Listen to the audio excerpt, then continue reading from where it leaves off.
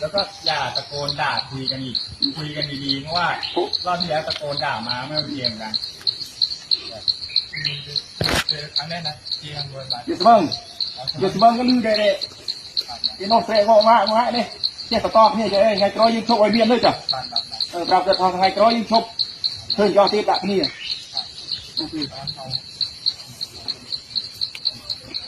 ได้เจ้าได้เจ้าเนี่ยมันออกที่ใบให้อาผู้ฟังโลลามีเล่าถึงแบบรัชราทัศน์ก่อนรัชราทัศน์รัชราทัศน์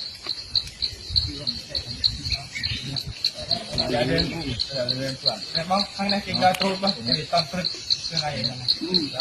หน่อยดาโมยืนอ้อยตะนึงเนี่ยมุนนึงเราก็โซ่โรคเนี่ยเฉยต้องเดินส่วนเนี่ยมันยืนดูก็ได้เวลาครั้งในตรุษบ้างไม่ชอบเลยก็แบบอันนี้ประโยชน์นะ